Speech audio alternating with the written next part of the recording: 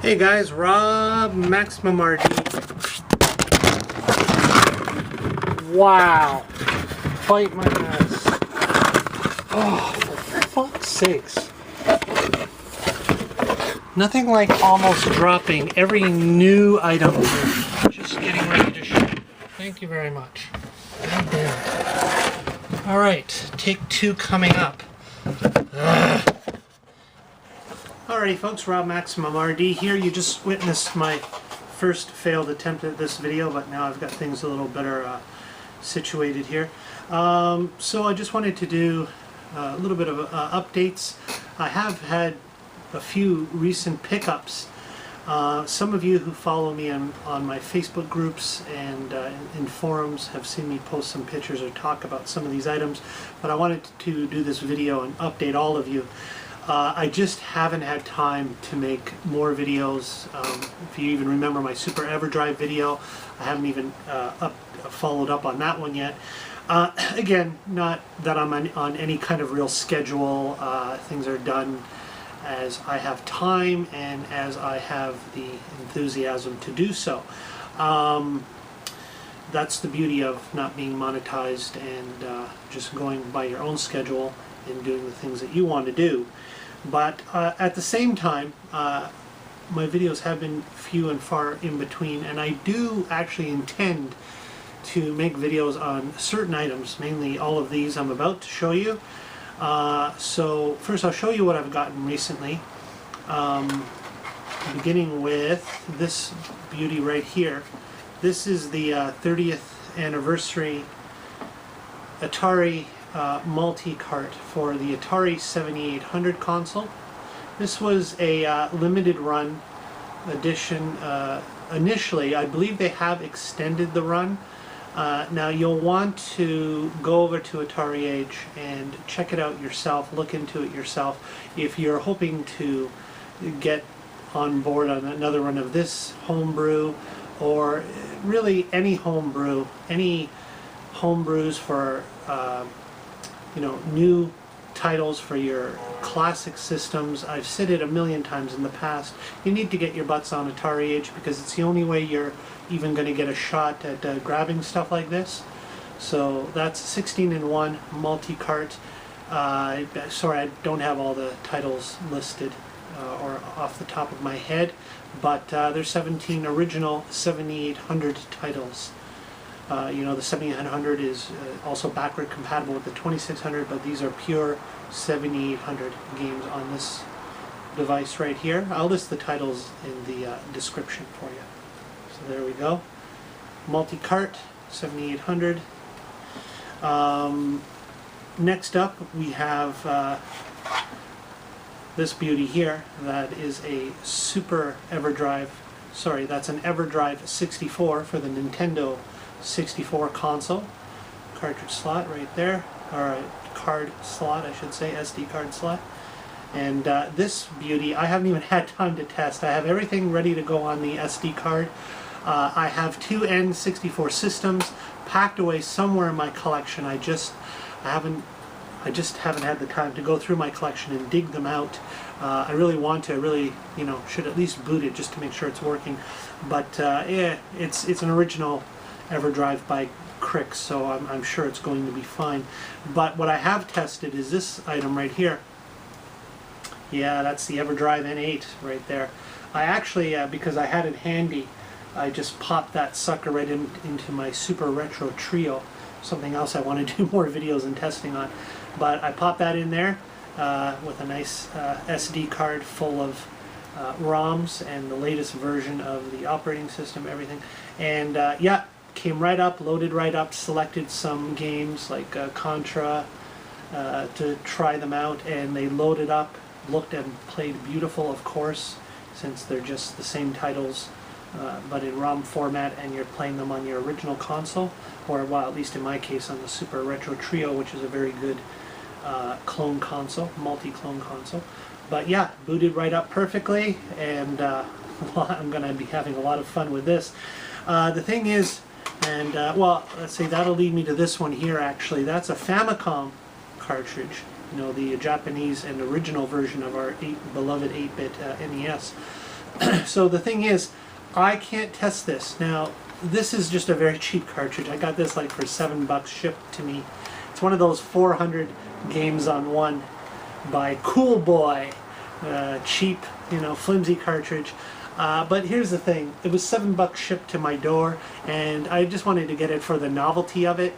I had seen another YouTuber, forgive me for not remembering his name, but he actually reviewed this very same cartridge, and he came to the conclusion that, as usual with these kind of games, a lot of the games, or a lot of these cartridges, the games tend to be repeats of each other, or only slightly different variations of the same game. But apparently, the majority of these, like maybe 300 titles or so forth, do appear to be actual original Famicom games. Then the remaining 100 are something like some kind of weird knockoffs of like Android titles, like maybe I don't know, Crazy Bird or something like that, or some kind of tower defense games.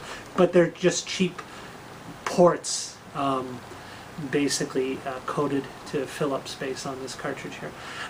So yeah, I want to take a look at it just for fun, just for kicks, on this so-called 400 in one cartridge. I want to make sure you got a good look at all these. So that's the cheap Famicom cartridge. Now the thing is though, and here's my dilemma, I have no way to test this. I can't plug it into my Super Retro Trio. That only takes NES games.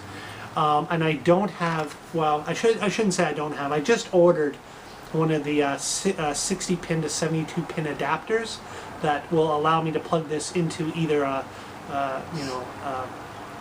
NES clone or an original NES system. Speaking of which, I'm going to give you a closer look at all of these as I talk.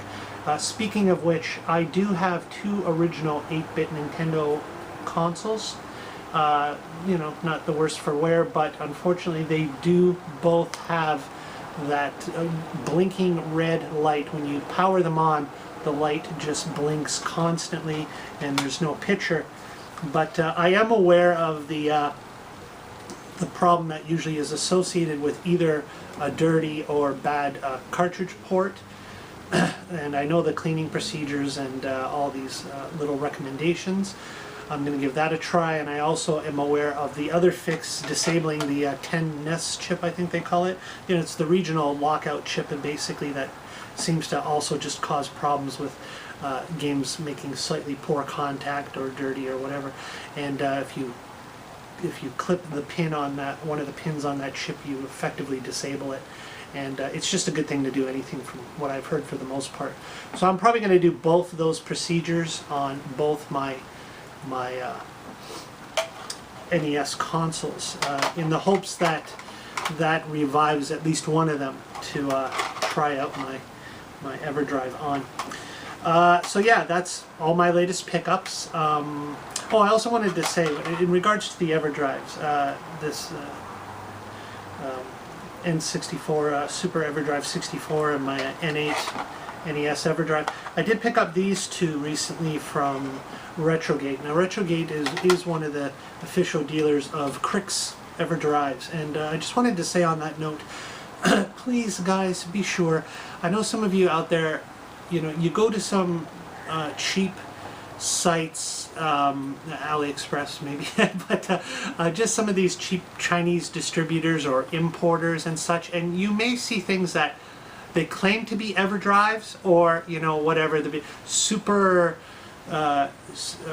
Everdrive or N8 ROM cart, Nintendo Flash card. They may have various names or whatever. Some of them may allude to being official Krikzz Everdrives and things like that, and you're noticing, hey, but you know what, they're cheaper. Yeah, that's for a reason, guys, and I've seen it already happen to a few people.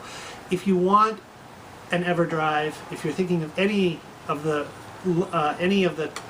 carts in the Everdrive line of product, please go to Krikzz's official website, look at his list of official distributors, and I don't know, as far as I said, I've ordered these from Retrogate. I know also another very good distributor is Stone Age Gamer. You've heard mention of him, I'm sure. Richard Review Tech has talked about him. I've talked about him in the past, reviewing like my Mega Everdrive and such. So he's another good official distributor. Please stick to these people, folks, because these so-called bargains where you think you're saving whatever, $20, $30 or something, they're not official product. They're not official Everdrives. They weren't manufactured by any official manufacturer for Krikzz who designed these original boards. And the problem lies in, for example, the N64 or Everdrive knockoff. It may even appear to be an official one, but if you haven't bought it through an official channel, chances are it's a knockoff. Now, there's two downsides to this, of course. One, these people stole Kriksz's reference board design and are manufacturing it without his permission. So that's lost sales. Now, some of you, I know there's some of you out there, you could care less. All you care about is getting the item and getting the best damn price on it.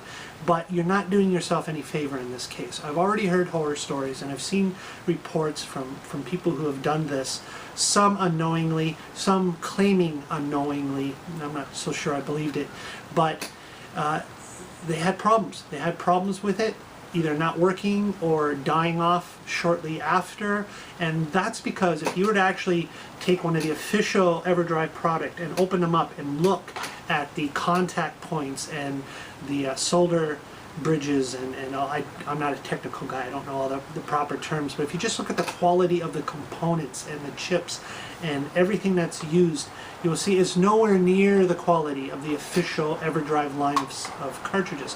So that little bit that you're saving up front, if you're considering flashcarts as any type of long-term investment or something that you want to get repeated use out of, do yourselves a favor and buy them through an official distributor and make sure you're getting official product, because as I say, I've heard people who've had problems with them.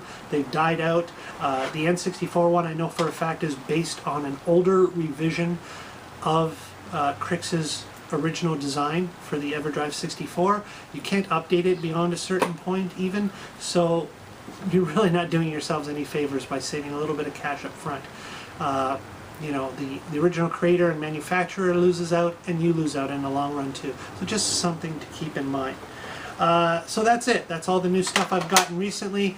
Oh God, I just hope I find the time. Oh, and you probably saw at the beginning there my little blooper. That was my first attempt at this video. I had everything very poorly balanced on something when I turned on the camera, and just as I started to talk, everything fell, as you saw. So I just threw that in at the beginning as a bonus. I might do that in the future from now on, but I'm hoping I won't have too much reason to do that in the future. So thanks for watching, guys. Rob, MaximumRD out once again. That's it. Talk to you later. Bye.